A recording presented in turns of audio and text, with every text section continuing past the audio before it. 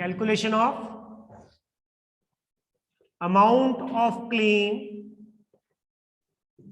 Against loss of profit policy, loss of profit policy के against amount of claim की calculations. और बेटा यहां पर हमारे पास में 7 स्टेप्स हैं बेटा। 7 स्टेप्स में आपको अमाउंट ऑफ क्लेम की कैलकुलेशंस करनी है। 7 स्टेप्स में स्टेप नंबर 1, स्टेप नंबर 1 क्या है? सबसे पहले हमको यहां पर क्या करना पड़ता है? Calculation of indemnity period. Indemnity period की कैलकुलेशंस करनी पड़ती है बेटा। किसकी कैलकुलेशन करनी पड़ेगी? इंडेमनिटी पीरियड की। इंडेमनिटी पीरियड मतलब क्या है? आपको किस पीरियड का कंपनी कंपनसेशन देगी। मैं आपको समझाऊं, याद दिलाऊं। हम पढ़ के आ रहे हैं, टॉपिक क्या हमारा देखिएगा। ये हमारी डेट ऑफ फायर है बेटा, डेट ऑफ फायर है 1 अगस्त 2019, 1 अगस्त 2019। यहां बिजनेस में क्या लगी बेटा? आग लगी है। यहां बिजनेस में क्या लगी है? आग लगी है। अब ऐसे तो नहीं कि हम अगले ही दिन आकर बिजनेस को रीस्टार्ट कर लेंगे। बिजनेस को रीस्टार्ट करने में क्या लगेगा बेटा? कुछ समय लगेगा। हो सकता है 1 महीने, हो सकता है 2 महीने, हो सकता है 3 महीने आपको लग जाए बिजनेस को रीस्टार्ट करने में। मान लो आपके 3 महीने बाद बिजनेस रीस्टार्ट हुआ 1 नवंबर 2019, तो इन 3 महीने तक आपका बिजनेस क्या रहा बेटा? बंद रहा। आपका बिजनेस क्या रहा? क्लोज रहा। राइट, हाँ या ना? आपका बिजनेस क्लोज रहा बेटा, और क्लोज रहा तो कोई भी सेल नहीं हुई, और कोई भी सेल नहीं हुई तो आपने प्रॉफिट भी नहीं कमाया। तो इस प्रॉफिट का आपको क्या हो गया है? लॉस। और कंपनी इस अमाउंट का आपको क्लेम पे कर रही है, कर रही नहीं कर रही है? इस अमाउंट को क्लेम पे कर रही है। तो सबसे पहले तो ये डिफाइन करना पड़ता है कि आपको कितने पीरियड का क्लेम मिलेगा।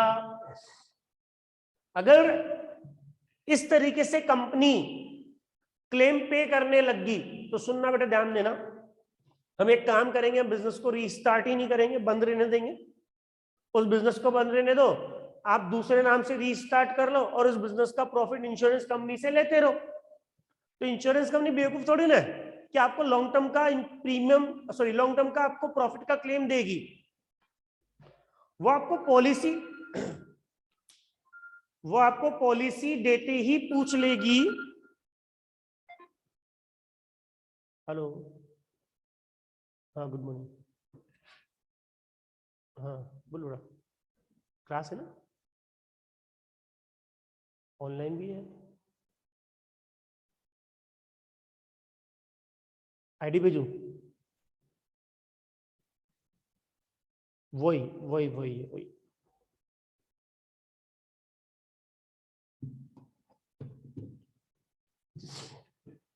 तो आप क्या करेंगे? इन 3 महीने का इंश्योरेंस कंपनी से क्लेम लेंगे। तो मैं क्या समझा रहा था कि इंश्योरेंस कंपनी ऐसे बेवकूफ थोड़ी कि आप बिजनेस बंद करके रखें और इंश्योरेंस कंपनी आपको क्लेम दे देगी।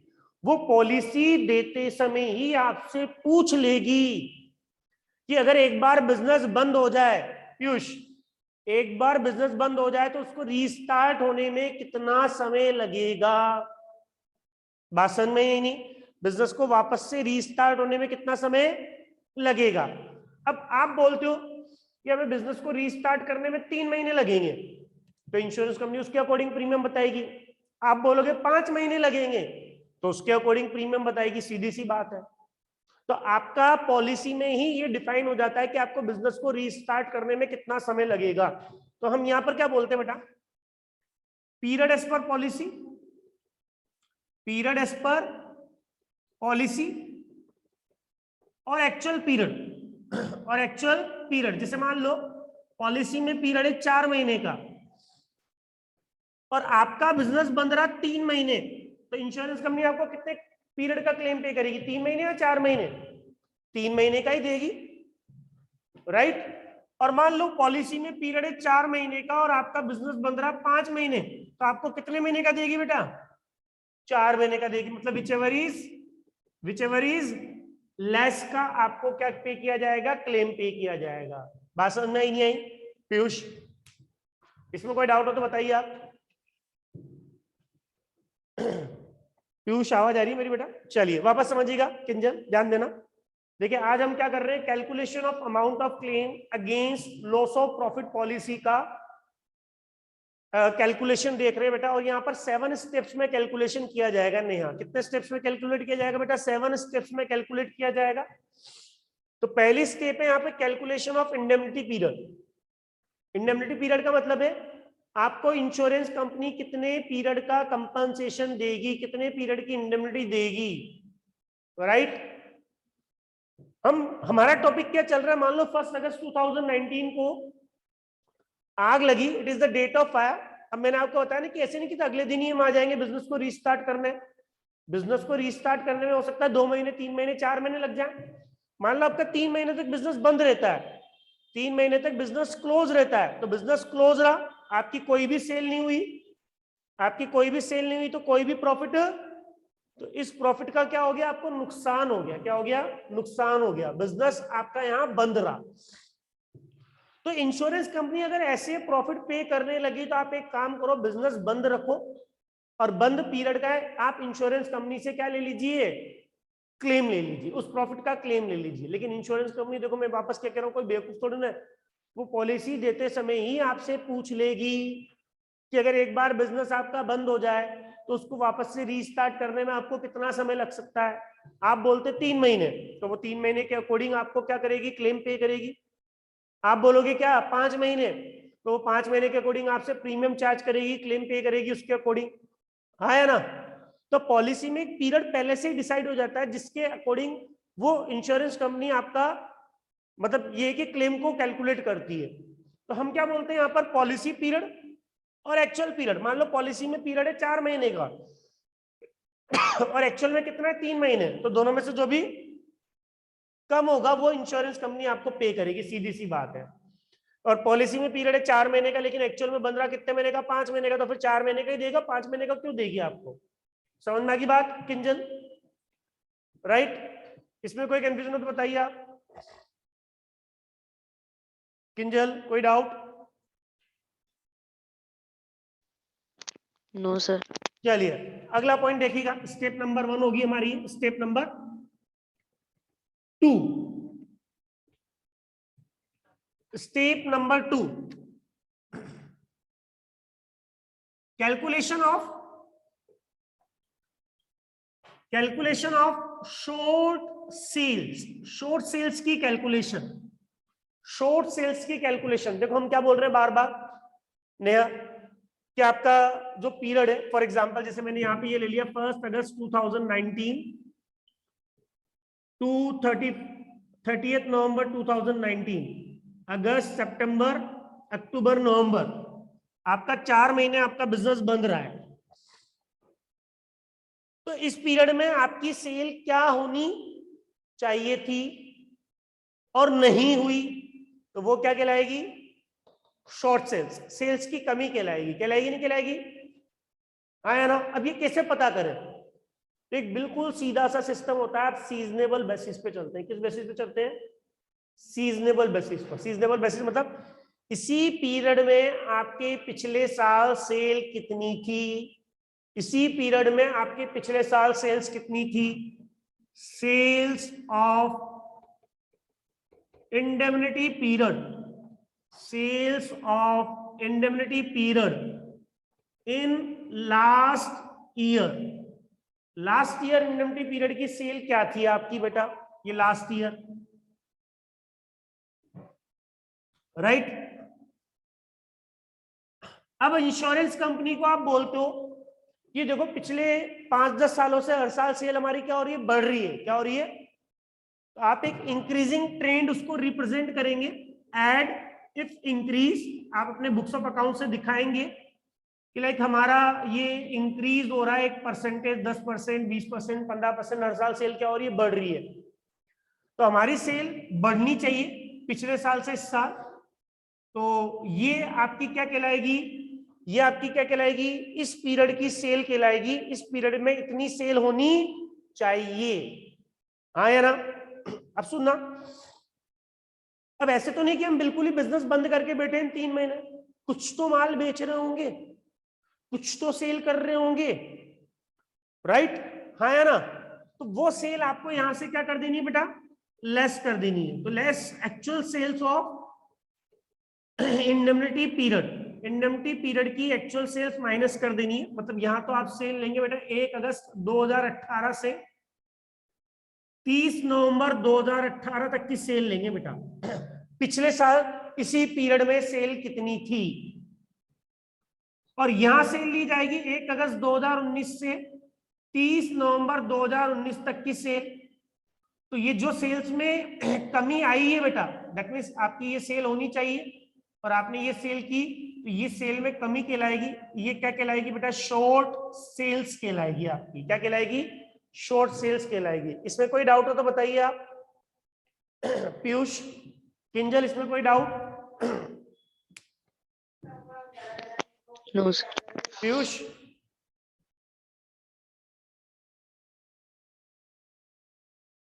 हम क्या बोल रहे हैं बेटा पीयूष, कि लाइक पिछले साल इसी पीरियड में सेल्स कितनी थी, राइट, उस पे एक इंक्रीजिंग ट्रेंड इंश्योरेंस कंपनी को शो करेंगे बेटा, इंक्रीजिंग ट्रेंड इंश्योरेंस कंपनी को शो करेंगे बेटा। और वास्तव में जो हमने सेल की है थोड़ी बहुत भी जो सेल की है हमने, वो हम क्या करेंगे, इंश्योरेंस कंपनी को शो करेंगे कि यार ये हमने माल बेचा है, तो ये सेल्स की कमी है। अब ये तो हमारा नुकसान नहीं है ना बेटा, क्या ये हमारा नुकसान है क्या? हमने कहा नहीं, इस सेल पर जो प्रॉफिट कमाते, इस सेल पर जो प्रॉफिट कमाते वो हमारा नुकसान है। तो हमें क्या करना पड़ता है अब यहाँ पे स्टेप नंबर 3 में, स्टेप नंबर 3 में calculation of rate of GP, gross profit की कैलकुलेशन करनी पड़ेगी, रेट ऑफ जीपी की कैलकुलेशन करनी पड़ेगी। मैं एक छोटी सी बात आपसे पूछ रहा हूं, उसका जवाब दीजिएगा मुझे। इंश्योरेंस कंपनी पर, इंश्योरेंस कंपनी इस सेल्स पर आपको ग्रॉस प्रॉफिट क्लेम करेगी या नेट प्रॉफिट क्लेम करेगी? मुझे इतना सा जवाब दीजिएगा बेटा, ग्रॉस प्रॉफिट क्लेम करेगी या नेट प्रॉफिट क्लेम करेगी? उसको क्या क्लेम करना चाहिए आपको, क्या पे करना चाहिए आपको? यस बताइए पीयूष, जीपी या एनपी, जीपी या एनपी? जीपी, हाँ। नेहा, क्या पे करना चाहिए इंश्योरेंस कंपनी, ग्रॉस प्रॉफिट पे करेगी या नेट प्रॉफिट पे करेगी? नेट। अच्छा, वास्तव में आप क्या कमाते हैं, नेट ही कमाते हैं ना, वास्तव में आप नेट प्रॉफिट ही तो कमाते हैं, फिर आप इंश्योरेंस कंपनी आपको जीपी क्यों पे करेगी, एनपी देगी? हाँ पीयूष, एनपी देना चाहिए या जीपी देना चाहिए? आपका एक्चुअल प्रॉफिट क्या है, एनपी है जीपी है? एनपी है जीपी है? हमने कहा एनपी है। तो इंश्योरेंस कंपनी आपको नेट प्रॉफिट पे करेगी, ग्रॉस प्रॉफिट क्यों पे करेगी, राइट, ओके। अब सुनना, मान लो इंश्योरेंस कंपनी ने आपको नेट प्रॉफिट उठा के दे दिया प्रॉफिट। अब आपके बिजनेस में कुछ खर्चे ऐसे होते हैं बेटा, चाहे बिजनेस करो चाहे मत करो, आपके वो खर्चे होंगे ही सही, that is fixed expenses, fixed expenses. तो इंश्योरेंस कंपनी ने आपको नेट प्रॉफिट दे दिया, अब आप उस प्रॉफिट में से वो खर्चे पे कर रहे हो, जो कि बिजनेस करो चाहे मत करो आपको क्या करना पड़ेगा, पे करना ही पड़ेगा। तो वो एक तरीके से नेट प्रॉफिट और कम हो जाएगा ना, हाँ या ना। तो इंश्योरेंस कंपनी क्या कहती है कि आप ये खर्चे भी हमसे ले लो, ये खर्चे भी हमसे ले लो, बशर्ते कि बस आपको इनका क्या करना पड़ेगा, इंश्योरेंस कराना पड़ेगा। क्या करना पड़ेगा? तो मैं क्या कह रहा हूं, सुनना है यहाँ पे, आपको इंश्योरेंस कंपनी, ये मैं रेट ऑफ जीपी लिख रहा हूं, अभी बता दूंगा रेट ऑफ जीपी क्यों लिख रहा हूं, लेकिन एक बात है कि इंश्योरेंस कंपनी आपको नेट प्रॉफिट ही देगी बेटा। तो ये नेट प्रॉफिट आपको लास्ट ईयर का लेना है, यहां पर आपको सेल्स भी लास्ट ईयर की लेनी है, नेट प्रॉफिट भी लास्ट ईयर का लेना है, सेल्स भी लास्ट ईयर की लेनी है। लेकिन इंश्योरेंस कंपनी बोल रही है कि आप इस नेट प्रॉफिट को, आप इस नेट प्रॉफिट को क्या कर सकते हैं, बढ़ा सकते हैं। लेकिन किससे बढ़ाएंगे? इंश्योर्ड स्टैंडिंग चार्जेस से। स्टैंडिंग मतलब फिक्स्ड चार्जेस। आप फिक्स्ड चार्जेस से इस प्रॉफिट को बढ़ा सकते हैं, क्योंकि आपको क्या करना पड़ेगा? नेट प्रॉफिट मिलेगा, नेट प्रॉफिट में से फिर आपको खर्चे करने पड़ेंगे, तो आप खर्चों का भी क्लेम हमसे ले लीजिए, प्रॉफिट रेशो बढ़ा लीजिए, प्रॉफिट रेशो बढ़ा लीजिए, खर्चों का क्लेम भी हमसे ले लीजिए। नहीं आई बात समझ में? बट बशर्ते कि बस उसका आप इंश्योरेंस करवा लो, उन खर्चों का भी क्या करवा लो? आप इंश्योरेंस करवा लो। तो देखो मिलता नेट प्रॉफिट ही है, बट आप खर्चों से, फिक्स्ड चार्जेस से नेट प्रॉफिट को बढ़ाएंगे। खर्चे जैसे जोड़ोगे नेट प्रॉफिट में तो क्या कहलाएगा? जीपी आएगा नहीं आएगा? आज हम जीपी में से खर्चे माइनस करते तो एनपी आता है, तो एनपी में खर्चे जोड़ेंगे तो क्या आएगा? एक्चुअल जीपी नहीं आएगा, बट हम ग्रॉस प्रॉफिट की तरफ जा रहे होंगे, जा रहे होंगे नहीं जा रहे होंगे, इसलिए यहाँ पे जीपी लिखा जाता है। तो आपको नेट प्रॉफिट भी लास्ट ईयर का लेना है, लास्ट ईयर का लेना। सेल्स भी आपको लास्ट ईयर की लेनी है, पूरी अकाउंटिंग पीरियड की, और पिछले साल आपके खर्चे क्या इंश्योर थे वो आपको लेने हैं यहाँ पे, ठीक है। और स्टेप नंबर 4 क्या बोलेगा बेटा? Loss of profit is equal to, loss of profit is equals to short sales. Short sales जो स्टेप नंबर 2 से आई है आपके पास में, इसको मल्टीप्लाई कर दो रेट ऑफ जीपी से। किससे मल्टीप्लाई कर दो? रेट ऑफ जीपी से, जो कि आपकी कौन सी स्टेप में कैलकुलेट की गई है बेटा? स्टेप नंबर 3 में। तो इन दोनों को जैसे ही आप मल्टीप्लाई करोगे आपका लॉस ऑफ प्रॉफिट निकल जाएगा।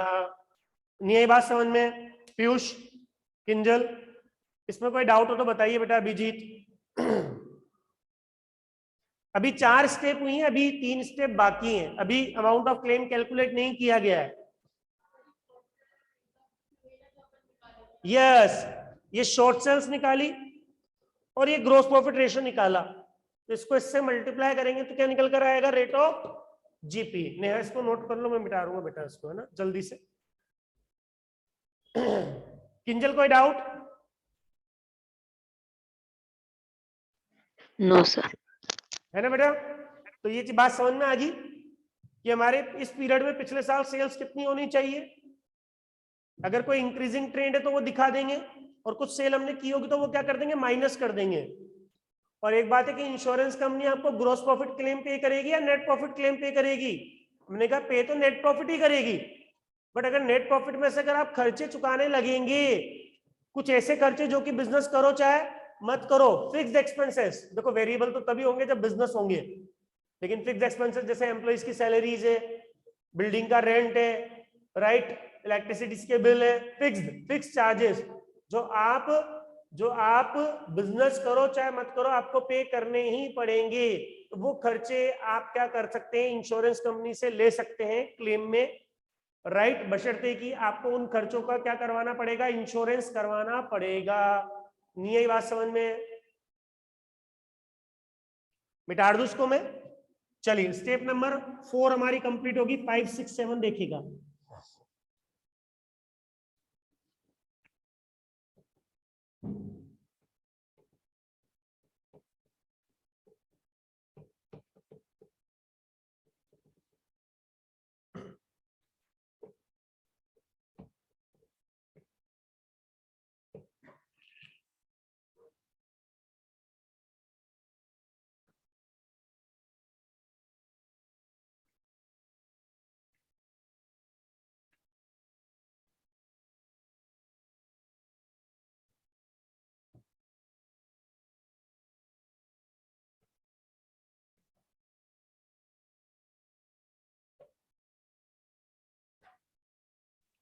चलिए स्टेप नंबर 5,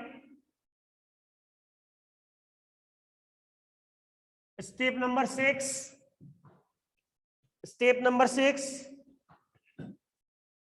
ये स्टेप नंबर 6 में यहां लिख रहा हूं बेटा ये, और ये स्टेप नंबर 7, राइट। तो ये 3 स्टेप्स में आपका जाकर क्वेश्चन कंप्लीट होगा। 4 स्टेप्स हमने बना दिए, 3 स्टेप्स। अच्छा 7th स्टेप्स क्या बेटा? अमाउंट ऑफ क्लेम, वही क्लेम की calculations, loss of profit into बेटा वही दो बातें, पॉलिसी अमाउंट आपको कितने की पॉलिसी लेनी चाहिए और आपको कितने की पॉलिसी ले रखी है, और कितने की लेनी चाहिए, इन दोनों का डिफरेंस आपको देखना पड़ता है प्रोपोर्शनल। एक सेकेंड,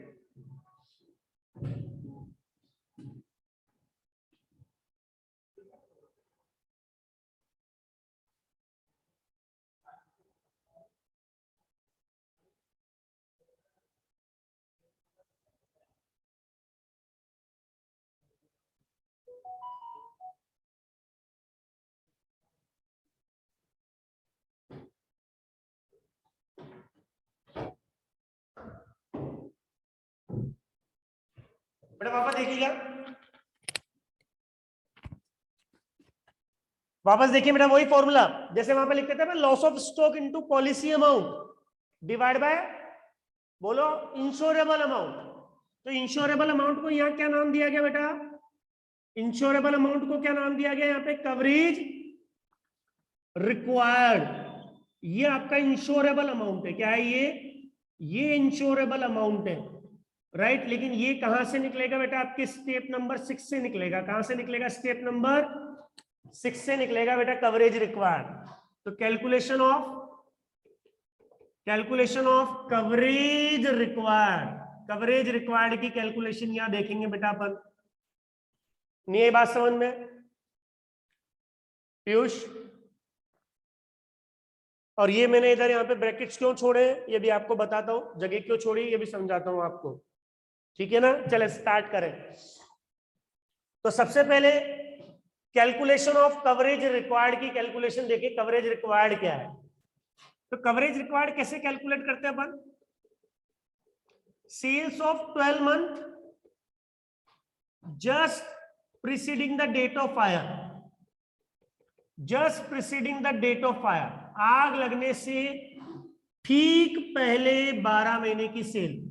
जैसे आग कब लगी थी, 1 अगस्त 2019 को लगी थी ना, तो 1 अगस्त 2018 से 31 जुलाई 2019, 1 अगस्त 2018 से 31 जुलाई 2019 तक की सेल क्या है बेटा, आग लगने से ठीक पहले 12 महीने की सेल। एड इफ इंक्रीज, ठीक है। ये जो अमाउंट आएगा, ये अमाउंट आएगा, इस पर आप क्या कैलकुलेट करेंगे, रेट ऑफ जीपी। और रेट ऑफ जीपी लगाते ही क्या निकल कर आएगा, आपका कवरेज रिक्वायर्ड निकल कर आ जाएगा। क्या निकल कर आ जाएगा, कवरेज रिक्वायर्ड निकल कर आ जाएगा बेटा। इसमें कोई डाउट हो तो बताइए आप। आग लगने से ठीक पहले 12 महीने की सेल, आग लगने से ठीक पहले 12 महीने की सेल, और उसमें इंक्रीजिंग ट्रेंड है तो वो दिखाएंगे, और उस पर रेट ऑफ जीपी मल्टीप्लाई कर देंगे तो कवरेज रिक्वायर्ड निकल कर आ जाएगा बेटा आपका। अब ये पॉइंट नंबर 5 किसका है देखिएगा, calculation of permissible additional expense. अब ये क्या सुनना, आज इंश्योरेंस कंपनी से हमने क्या बोला सुनना, आज हम बिजनेस कर रहे हैं, राइट। कुछ खर्चे ऐसे हो रहे हैं जो आप बिजनेस करो चाहे मत करो आपको पे करने ही पड़ेंगे, और वो क्या कहलाते हैं बेटा, स्टैंडिंग चार्जेस। क्या कहलाते हैं, स्टैंडिंग चार्जेस, फिक्स्ड एक्सपेंसेस कहलाते नहीं कहलाते। तो हमने इंश्योरेंस कंपनी को बताया कि हमारे फिक्स खर्चे, तो इंश्योरेंस कंपनी का इनका इंश्योरेंस करा लो आप, और आप क्या कर लो, इससे अपनी रेट ऑफ जीपी को बढ़ा लो। बात समझ में ही नहीं आई, रेट ऑफ जीपी को क्या कर लीजिए, इंक्रीज कर लीजिए, और हमसे उन खर्चों का क्या ले लीजिए, क्लेम ले लीजिए, जो कि हमने पॉइंट नंबर 3 में देखा बेटा। देखा नहीं देखा। लेकिन इंश्योरेंस कंपनी के पास हम वापस गए, जब आग लगी, बिजनेस बंद रहा, इंश्योरेंस कंपनी हमारे क्लेम की कैलकुलेशन कर रही है, तो हम उसके पास वापस गए और उसके पास जाकर ये बोला कि हमारे कुछ खर्चे और हो रहे हैं, हमें इनका भी क्लेम करा चाहिए, हमारे कुछ खर्चे और हो रहे हैं, हमें इनका भी क्लेम चाहिए। अच्छा, खर्चे कौन से, वेरिएबल की तो बात ही नहीं करेंगे अपन। वेरिएबल का तो सीधा सा लॉजिक है, अगर आप माल बेचोगे तो खर्चे होंगे, बिजनेस करोगे तो होंगे, अदरवाइज नहीं होंगे, तो वो आप कमा ही रहे, आप उन खर्चों को एडजस्ट कर सकते हैं। हम कौन से खर्चे मांगेंगे इंश्योरेंस कंपनी से? हमेशा फिक्स्ड। हमने कहा कुछ फिक्स्ड एक्सपेंसेस हैं, आप इनका भी क्लेम पे करिए। इंश्योरेंस कंपनी कहती है कि आपने क्या इनका क्लेम इंश्योरेंस नहीं करवाया था क्या? हमने कहा नहीं करवाया था। भाई क्यों? क्यों का जवाब ये था कि हमारे खर्चे ये जो थे ये लिस्ट में थे ही नहीं। जब लिस्ट में थे ही नहीं तो हम इनका इंश्योरेंस कहां से कराते हैं? अब क्यों नहीं थे उसके रीजन सुन लो। जैसे मान लो बिल्डिंग हमारी खुद की थी, बिल्डिंग हमारी किराए की नहीं थी, अब हमको किराया पे करना पड़ गया। क्या पे करना पड़ गया? पास वाली दुकान पर या पास वाली जगह हमको किराए पर लेनी पड़ी और वहां पर जाकर माल बेचने लगे हम। तो इंश्योरेंस कंपनी से हमने एक तो दो बातें समझाई, देखो ये खर्चा कर रहे हैं और खर्चा कर रहे हैं तो आपकी सेल हो रही है, और सेल हो रही है तो शॉर्ट सेल्स कम हो रही है, और शॉर्ट सेल्स कम हो रही है तो फायदा आप ही को ही है। हाँ या ना? अगर हम माल नहीं बेचते तो आपको ज्यादा क्लेम पे करना पड़ता।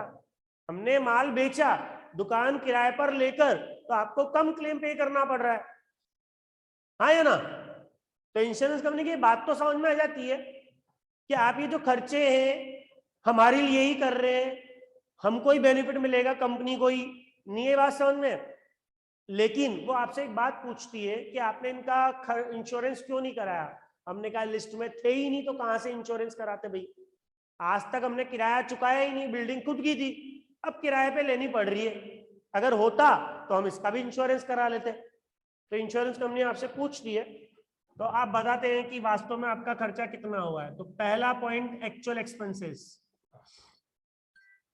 एक्चुअल एक्सपेंसेस कितना है आपका? मान लो आपने बिल्डिंग किराए पर ली, 1,000 रुपए पर मंथ के हिसाब से 4 महीने का किराया दिया, 4,000 रुपए। तो इंश्योरेंस कंपनी से आप ये क्लेम मांगते हैं 4,000 रुपए। इंश्योरेंस कंपनी कहती है ठीक है 4,000 रुपए हम देने के लिए तैयार है।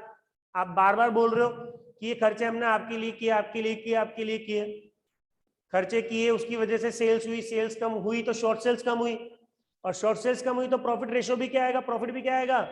प्रॉफिट का नुकसान भी कम होगा, और प्रॉफिट का नुकसान भी कम होगा तो आपको कम क्लेम पे करना पड़ेगा, तो आप ही के लिए बेनिफिट है। तो इंश्योरेंस कंपनी आपसे पूछ ही लेती है कि आपने इन खर्चों की वजह से कितना माल बेचा, ये बता दो आप। तो sales generated through additional expenses, additional expenses की वजह से आपने कितना माल बेचा इन 4,000 खर्चों की वजह से?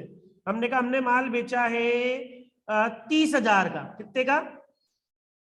इस पे रेट ऑफ जीपी, इस पे रेट ऑफ जीपी 10%, तो 3,000 रुपए आपने कमाए, जबकि आप खर्च कितने कर रहे हो? 4,000। तो फिर हम आपको 4,000 रुपए क्यों पे करें? हम तो 3,000 ही देंगे। आपने ज्यादा से ज्यादा कितना क्लेम बचाया हमारा? 3,000 का, तो हम आपको 3,000 ही पे करेंगे, हम आपको 4,000 क्यों दे? बात समझ में ही नहीं। और एक बात है कि आप खर्च कर रहे हो 4,000, कमा 3,000 हो, तो फिर किस बात का क्लेम? हम 3 ही देंगे आपको। यही बात समझ में? तीसरा point actual expense into net profit plus insured standing charges divide by net profit plus total standing charges. Insurance company क्या बोल रही है कि आपके पिछले साल कितने खर्चे थे, उसमें से आपने कितना इंश्योरेंस कराया। अगर आपने सारा का सारा इंश्योरेंस करवा लिया तो हम पूरा क्लेम पे कर देंगे आपको इन खर्चों का। लेकिन अगर आपके पिछले साल भी आपने टोटल में से कुछ का ही इंश्योरेंस कराया था, तो इसका भी आप पार्टली इंश्योरेंस कराते, तो इस फॉर्मूले से ये रिड्यूस हो जाएगा। लेकिन वो कब? जब इंश्योर टोटल से क्या होंगे? कम होंगे। लेकिन अगर इंश्योर टोटल के बराबर है, दोनों बराबर है, तो फिर ये पॉइंट और ये पॉइंट क्या हो जाएगा बेटा? सेम हो जाएगा। तो आप क्या बोलते हैं? तीनों में से जो भी कम होगा, विच एवर इज, इन तीनों पॉइंट में से जो भी कम होगा वो आपका परमिसिबल एडिशनल एक्सपेंसेस होंगे, जिसको आप यहां पर ऐड कर देंगे, प्लस एडिशनल एक्सपेंसेस। समझ में आ गई बात? पीयूष, किंजल, ये बात समझ में आ रही है? चलो वेरी गुड। किंजल,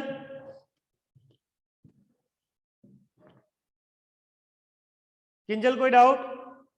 अभिजीत?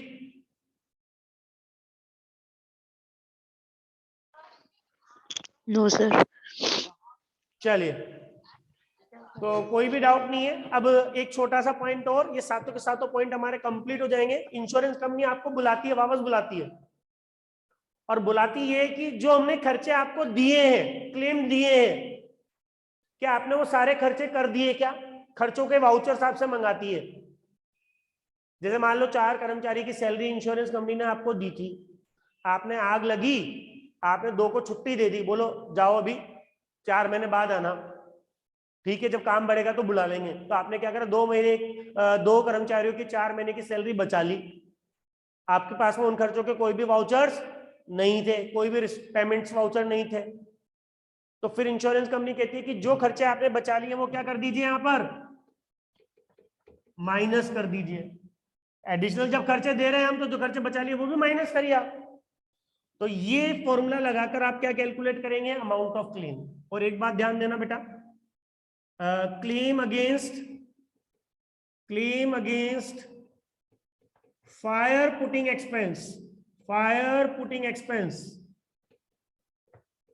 ठीक है, जो फायर पुटिंग एक्सपेंसेस होते हैं, आग बुझाने के खर्चे होते हैं, फुल क्लेम रिसीव्ड होता है। क्या रिसीव्ड होता है? तो claim against fire putting expenses, full amount will be received, पूरा अमाउंट रिसीव्ड किया जाएगा बेटा, ये ध्यान देना। यही बात समझ में? तो ये नोट कीजिएगा, ये आपके सातों के सातों पॉइंट कंप्लीट हो गए हैं। मैं वापस से एक बार एक्सप्लेन कर रहा हूं, जल्दी से इसका स्क्रीनशॉट ले लें आप।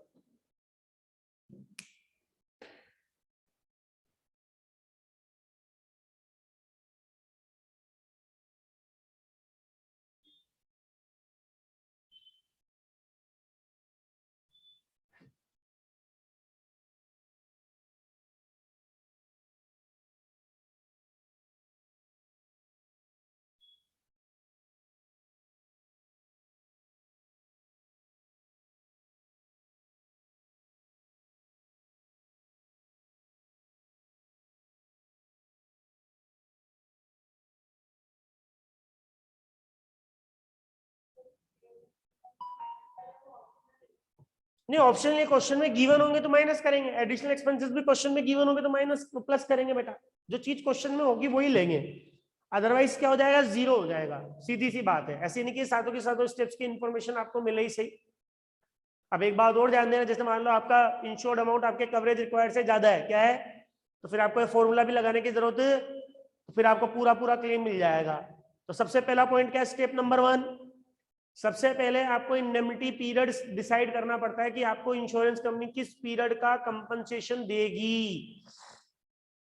तो हमने कहा किस पीरियड का कंपनसेशन देगी बेटा, पॉलिसी पीरियड और actual period which ever is less, दोनों में से जो भी कम होगी उसी पीरियड का इंश्योरेंस कंपनी आपको क्लेम पे करेगी। दूसरी बात, कैलकुलेशन ऑफ शॉर्ट सेल्स की कैलकुलेशन हमने क्या करी बेटा, इसी पीरियड में जो आपका इंडेमनिटी पीरियड है, इसी पीरियड में आपकी पिछले साल सेल कितनी थी, सीजनल पिछले साल सेल कितनी थी, उसमें अगर कोई इंक्रीजिंग ट्रेंड है, एड इफ इंक्रीज, तो आप क्या कर देंगे, जोड़ देंगे। और आपकी जो एक्चुअल पीरियड की सेल है, इंडेमनिटी पीरियड की एक्चुअल सेल्स है, वो क्या कर देंगे, माइनस कर देंगे। तो आपकी क्या कहलाएगी बेटा, शॉर्ट सेल्स आ जाएगी। फिर हमने क्या बोला, उसको रेट ऑफ जीपी से मल्टीप्लाई करेंगे तो लॉस ऑफ प्रॉफिट आ जाएगा। लेकिन रेट ऑफ जीपी कैसे निकलेगा, मैंने आपको बताया इंश्योरेंस कंपनी आपको ग्रॉस प्रॉफिट क्लेम पे करेगी या नेट प्रॉफिट, हमने कहा नेट प्रॉफिट ही देगी बेटा, जीपी क्यों देगी। बट आप उस नेट प्रॉफिट को उन खर्चों से बढ़ा सकते हैं, जो कि आपके बिजनेस में फिक्स्ड एक्सपेंसेस है, बिजनेस करो चाहे मत करो आपको पे करने ही पड़ेंगे। तो नेट प्रॉफिट में क्या करेंगे आप, इंश्योर्ड स्टैंडिंग चार्जेस जोड़ देंगे और डिवाइड बाय सेल्स इनटू 100 करेंगे, तो आपका रेट ऑफ जीपी निकल जाएगा। क्या निकल जाएगा, रेट ऑफ जीपी निकल जाएगा। उस रेट ऑफ जीपी को शॉर्ट सेल से मल्टीप्लाई करेंगे तो लॉस ऑफ प्रॉफिट आ जाएगा। उसके बाद फिर मैंने आपको क्या समझाया कि जब आप क्लेम की कैलकुलेशन करेंगे, वही बात बेटा, पॉलिसी अमाउंट और कवरेज रिक्वायर्ड, इंश्योर्ड अमाउंट और इंश्योरेबल अमाउंट दोनों को कंपेयर करेंगे। अगर कम होगा तो ही फॉर्मूला लगाना है, अगर ज्यादा है तो फॉर्मूला नहीं लगाना है, इनटू लॉस ऑफ प्रॉफिट। लेकिन कवरेज रिक्वायर्ड की कैलकुलेशन कैसे होगी, ये रही। आग लगने से ठीक पहले 12 महीने की सेल्स क्या है, उस पर अगर आपका रेट ऑफ जीपी बढ़ रहा है, सॉरी इंक्रीजिंग ट्रेंड बढ़ रहा है, सॉरी, तो उससे बढ़ा देंगे, फिर रेट ऑफ जीपी से मल्टीप्लाई करेंगे तो कवरेज रिक्वायर्ड आएगी। इंश्योरेंस कंपनी तो ये बोलती है कि आपको 12 महीने के प्रॉफिट का इंश्योरेंस करवाना चाहिए आपको, 12 महीने का, इसलिए 12 महीने की सेल्स लेते हैं हम। क्या लेते हैं, आग लगने से ठीक पहले 12 महीने की सेल्स। फिर आ जाओ इधर, calculation of permissible additional expenses. ये स्टैंडिंग चार्जेस ही है बेटा, वेरिएबल नहीं है, बट ये वो खर्चे जो कि हमारी लिस्ट में नहीं थे। हम इंश्योरेंस कंपनी के पास गए, हमने रेंट पे किया है, आज तक हमने रेंट नहीं चुकाया था, लेकिन ये रेंट हमको चुकाना पड़ गया है और इससे इतना माल हमने बेचा है, तो आपकी कोई फायदा है, हमें इन खर्चों का भी क्लेम चाहिए। तो इंश्योरेंस कंपनी उस खर्चों का क्लेम देने के लिए तैयार हो जाती है, लेकिन आपसे पूछती है पहले कि आपके वास्तव में खर्चे कितने हैं, आपने इन खर्चों की वजह से कितना माल बेचा ये भी बता दो, और उस पर कितना प्रॉफिट कमाया। तो जब आप प्रॉफिट कमा रहे हैं 3000 और खर्चे कर रहे हैं 4000, तो इंश्योरेंस कंपनी आपको 4000 क्लेम क्यों देगी, 3 ही देगी ना। तो दोनों में से जो भी कम हो। लेकिन एक फॉर्मूला और लगा दिया जाता है कि पिछले साल आपके टोटल स्टैंडिंग चार्जेस कितने थे और उसमें से आपने इंश्योरेंस कितना कराया था ये भी बताओ। अगर आपने कम इंश्योरेंस कराया था तो आपकी प्रैक्टिस है कि आप कम इंश्योरेंस कराते हो, तो इसी प्रोपोर्शनेट में हम आपको क्लेम कम पे करेंगे। तो तीनों में से जो भी कम होगा वो यहाँ पर जोड़ा जाएगा, और अगर कुछ खर्चे बचा लिए हैं तो वो माइनस कर दिए जाएंगे पीरियडिकली। और फायर पुटिंग के जो खर्चे होते हैं, आग बुझाने के जो खर्चे होते हैं, वो आपको पूरे क्लेम मिलते हैं बेटा। राइट, इसको नोट कर लिया होगा ऑप्शो। 2 मिनट बाद मैं स्टैटिस्टिक्स की क्लास स्टार्ट कर रहा हूँ, 2 से 3 मिनट बाद बेटा आप क्लास को रीज्वाइन कर लें, ठीक है। स्टेट्स पढ़ेंगे बेटा फिर अपन। Thank you.